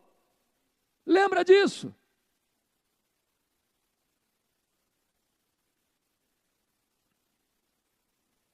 Então, depois que a promotoria acusa o réu, agora o réu tem direito de defesa. Não consta aqui se é um advogado de defesa ou se é o próprio réu que tem a liberdade de fazer sua própria defesa. Mas veja você comigo, qual é a defesa nos versos 6 e 7. Primeiro, olha aí o versículo 7. Agradar-se ao Senhor de milhares de carneiros. Não, versículo 6, primeiro. Com que me apresentarei ao Senhor e me inclinarei ante o Deus excelso? Virei perante ele com holocausto, com bezerro de um ano? Holocausto e bezerro de um ano era uma coisa que Deus tinha requerido? Sim. Isso era certo fazer? Sim. Esse ritual era prescrito na lei? Sim. O que ele está dizendo? Ele está dizendo que o culto que você presta para Deus, sem ter seu coração no culto, não adianta para Deus. Formalidade não resolve nada. Não adianta trazer um bezerro de um ano. Não adianta ser sem defeito o bezerro. Porque antes de Deus receber minha oferta, ele precisa receber o quê? A minha vida. Então, sacrifícios, rituais, divorciados de santidade não é suficiente. Aí o réu pensou, bom, já que Deus não quer sacrifício de bezerro de um ano, vamos fazer uma coisa? Vamos fazer muito então. Vamos fazer de forma exuberante. Vamos ser superlativos. Quem sabe Deus aceita. Uma coisa assim bem intensa, volumosa. E ele diz assim no verso 7. Agradar-se ao Senhor de milhares de carneiros, de 10.000 ribeiros de azeite, é muita coisa. Será que Deus vai se agradar se eu fizer muito? Não resolve. Deus não se impressiona com o que impressiona os homens.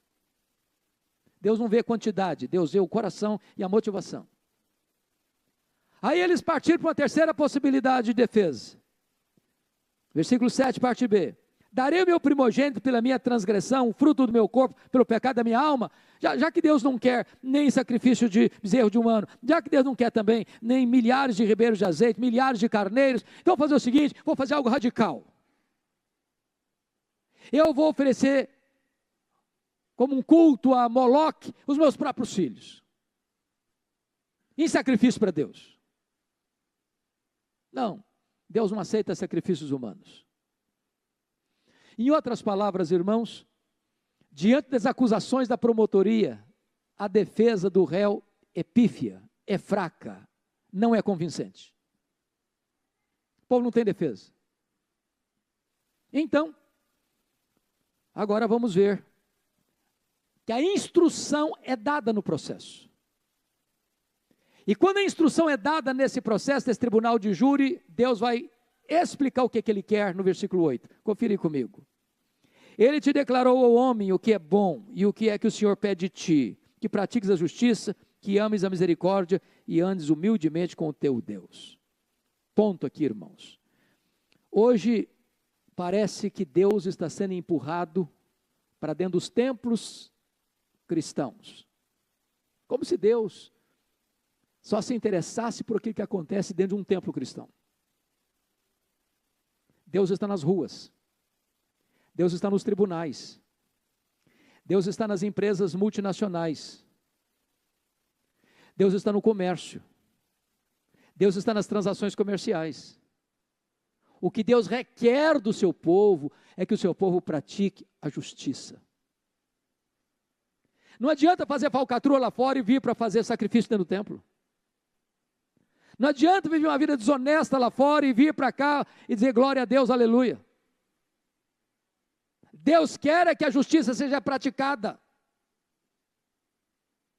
Agora notem, Deus quer que a misericórdia seja amada, e ameis a misericórdia. A misericórdia não só pode ser praticada, ela tem que ser amada. Se você não amar a misericórdia, você não a pratica. Agora, preste atenção nisso. E que andeis humildemente com o teu Deus. Meus irmãos, entendamos isso. Hoje nós somos chamados um país laico, e tem muita gente confundindo o que é país laico, achando que é um país ateu. Nós não somos um país ateu, somos um país laico. E um país laico é um país que não tem uma religião oficial, que o Estado não interfere na religião, que o Estado não dita para você o que você crê, que há independência para você escolher a fé que você quiser, e o Estado não vai interferir nisso. Hoje o Estado quer empurrar a goela abaixo dos cidadãos o ateísmo. E eu posso lhes garantir um fato: as duas primeiras coisas, prática da justiça e amor à misericórdia, só vão acontecer se você andar humildemente com Deus. Se você não conhecer a Deus, se você não andar humildemente com Deus, você vai praticar injustiça e não vai amar a misericórdia. quando as pessoas tentam esvaziar a religião, quando as pessoas tentam banir o cristianismo da sociedade, eles estão afundando a sociedade, tanto na injustiça quanto na opressão. Eu não estou falando do Brasil não, mas irmão, eu estou falando de Israel, preste atenção nisso. Eu vou imitar meu colega pastor Arival. Vocês estão entendendo ou preciso botar a legenda? Pois bem. Depois que a instrução é dada, agora o julgamento é concluído. E vamos ver como é que o julgamento é concluído. Primeiro, o juiz, preste atenção no tribunal de júri, o juiz ordena que o réu ouça sua sentença. Versículo 9. A voz do Senhor clama a cidade, e é verdadeira sabedoria temer-lhe o nome. Ouviu a tribos aquele que a cita. Veja, você cita que está com C e não com S. É um termo jurídico, de citação. O cara foi citado, tem que comparecer. O juiz mostra os dispositivos que o réu infringiu da lei. O que o réu infringiu da lei? Vamos ver.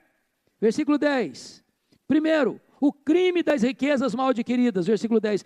Ainda há na casa do ímpio os tesouros da impiedade. O que ele está dizendo? O que o juiz está condenando o réu aqui? É que o dinheiro que ele juntou é sujo. Dinheiro de corrupção, de falcatrua.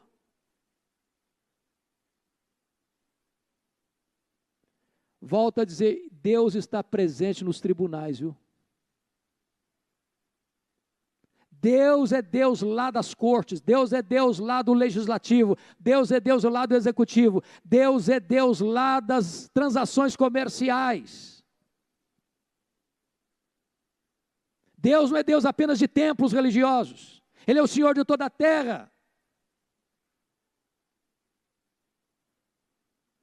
Segundo, o juiz revela o crime dos mecanismos de corrupção no comércio. Olha comigo o verso 10, a parte B e o 11.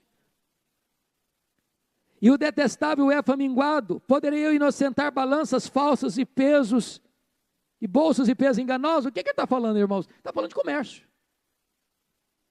Ele está falando do cidadão que você vai comprar 1 quilo de carne no supermercado, ele te vende 900 gramas, entrega 900 gramas, mas você paga 1 quilo. Ele está dizendo que você vai lá no supermercado comprar 5 quilos de arroz, e quando na verdade você está levando para casa é 4 quilos e 800 gramas. O que ele está dizendo é que tem gente corrompendo medidas e pesos para ter lucro desonesto. Bom, pastor, isso não é espiritual. É espiritual sim. Deus está lá, Deus está vendo, e Deus se importa.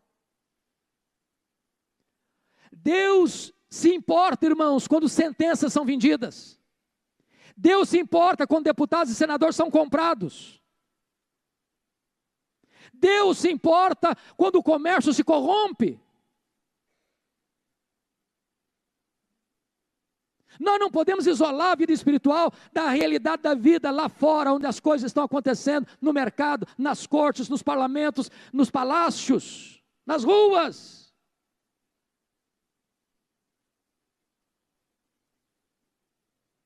Mas o juiz, ao retratar e revelar os dispositivos que foram infringidos, ele retrata o crime da violência contra os pobres, no versículo 12, olha aí comigo. Porque os ricos da cidade estão cheios de violência, e os seus habitantes falam mentiras, e a língua deles é enganosa na sua boca. Ou seja, o pobre, e aqui o pobre na linguagem de Israel era todos aqueles que às vezes eram desassistidos, os órfãos, as viúvas, os que não tinham vez, os que não tinham voz. Quando eles iam defender as suas causas diante dos tribunais, das cortes, não logravam êxito, porque os poderosos mentiam, compravam sentenças, e as sentenças saíam sempre desfavoráveis àqueles que, inocentes, embora inocentes, saíam derrotados. E Deus está olhando, e Deus está vendo. Então, diante desse julgamento, da conclusão do julgamento, então agora o juiz vai aplicar a sentença. E a primeira coisa, meus irmãos, é que o réu vai colher o que ele plantou. Olha o versículo 13 comigo. Assim também passarei eu a ferir-te, e te deixarei desolada por causa dos teus pecados. Quem feriu vai ser ferido. Quem deixou na desolação vai ficar desolado. Só que o braço que vai acionar a justiça não é o braço humano, é o braço divino. A mim me pertence a vingança, diz o Senhor, eu retribuirei. Segundo, o réu vai experimentar uma insatisfação crônica. Olha comigo o verso de número 14. Comerás e não te fartarás. A fome estará nas tuas entranhas. Removerás os teus bens, mas não os livrarás. E aquilo que livrares eu entregarei à espada. Comerás e não te fartarás. A fome estará nas tuas entranhas. Que negócio é esse? O que ele está falando? Significa que você vai na churrascaria Fogo de Chão e sai de lá com fome? Você vai na melhor pizzaria de Vitória e pega uma pizza gigante, come sozinho, e você ainda está com fome? É isso? Não. Significa que o cara vai pagar 30 mil reais numa diária de hotel, dormiu em cama de marfim, com lençóis de fio egípcio, com travesseiro de pena de ganso, e ainda não dorme, é isso? Não. De gente que vai para um restaurante e gasta 30 mil reais numa garrafa de vinho e sorve gota a gota e ainda está com vontade de beber mais. É que o texto está dizendo o seguinte: as pessoas vão fazer isso, estão fazendo todo dia, mas há um vazio no coração, há uma insatisfação na alma, uma falta de sentido nisso. Ele faz, e continua insatisfeito, nada vai preencher esse vazio, porque Deus não deixa que esse vazio seja preenchido. Mas mais, o réu terá seus investimentos frustrados. Olha comigo o versículo 15, e a parte A do versículo 16. Semearás, contudo não cegarás. Pisarás a azeitona, porém não te ungirás com azeite. Pisarás a vindima, no entanto não lhe beberás o vinho, porque observaste os estatutos de Onri e todas as obras de Acabe, e andastes nos conselhos deles. O que está acontecendo aqui, irmãos? Preste atenção agora.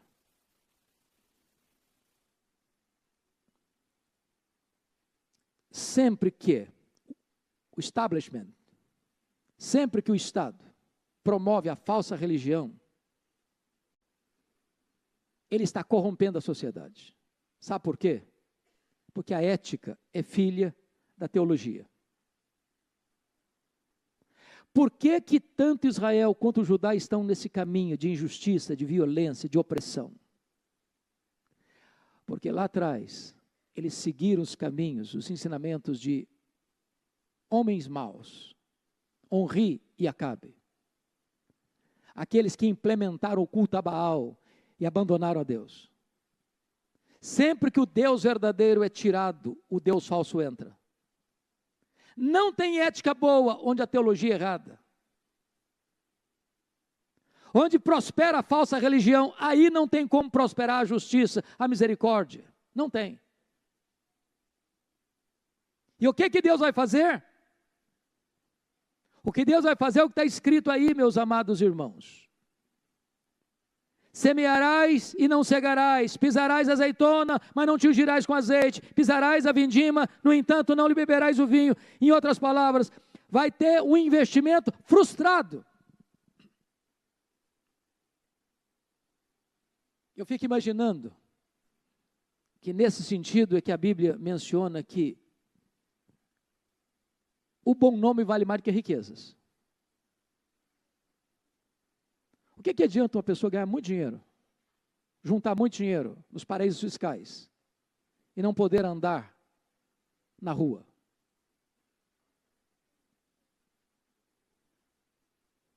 Às vezes anda em carros blindados.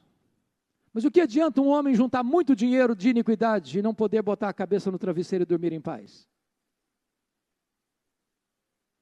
Não é que ele não juntou dinheiro, não. Não é que ele acumulou, não. Ele acumulou. Mas Deus não deixa o cara usufruir. E quando eu digo usufruir, não é que o cara não foi no melhor restaurante, não é que ele não dormiu no melhor hotel, não é que ele não foi comprar as roupas mais caras ou usar as joias mais caras, não. É que apesar de usar tudo isso, nada disso satisfaz a vida dele. Nada disso. Deus não permite que os investimentos dele satisfaçam o coração. Mas agora, irmãos, vem a sentença final do réu. E a sentença final do réu aqui são 70 anos de prisão. Olha comigo o último versículo, parte B. Por isso, eu farei de ti uma desolação, dos habitantes da tua cidade um alvo de vaias, assim trarei sobre vós o opróbrio dos povos.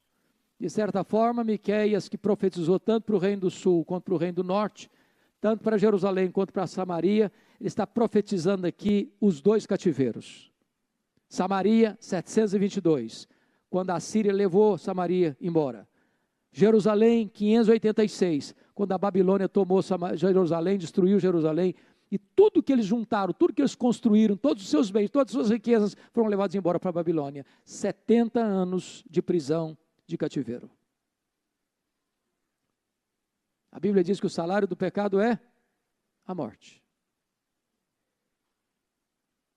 Só o louco zomba do pecado.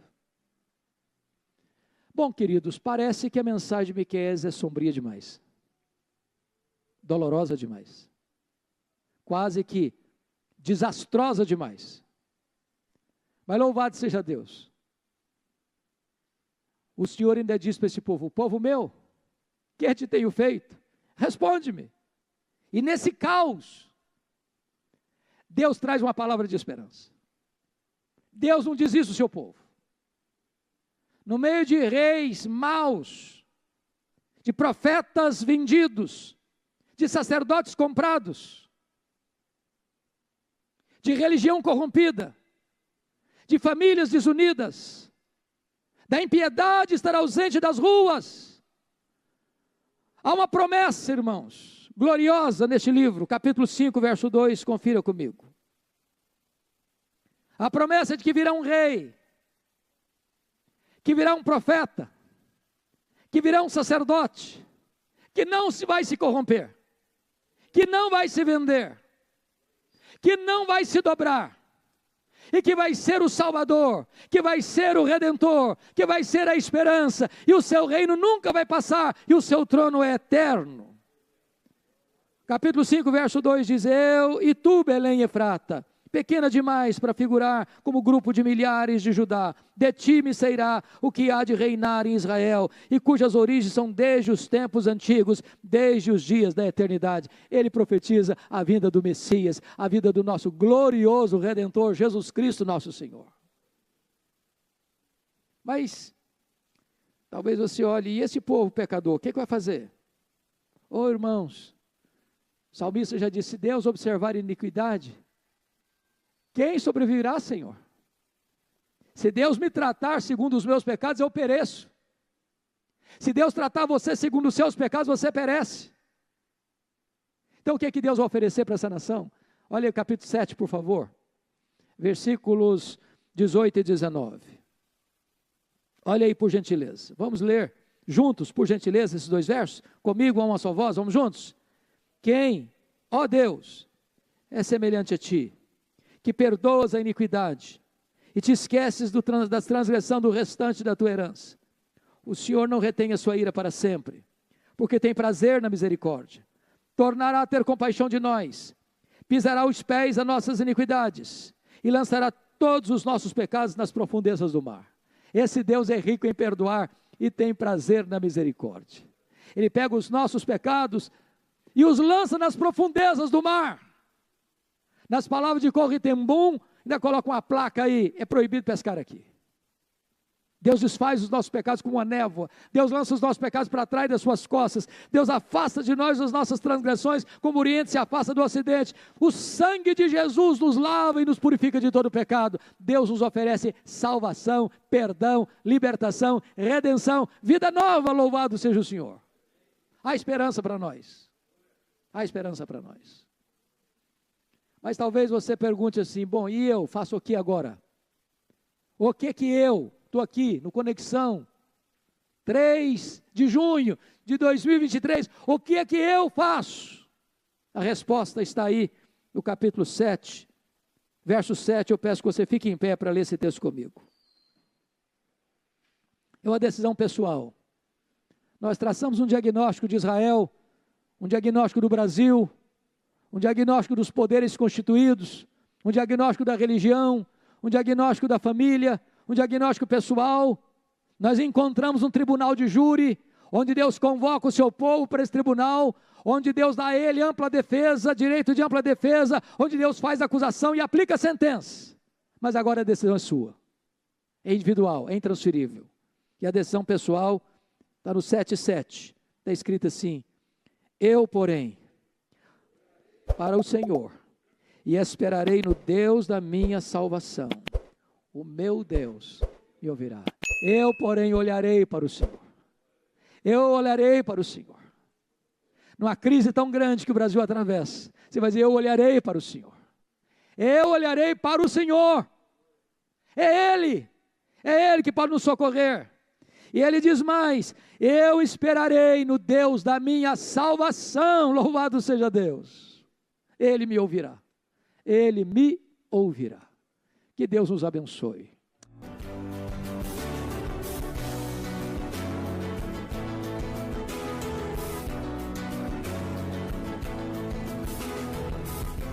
Palavra da Verdade, com Hernandes Dias Lopes.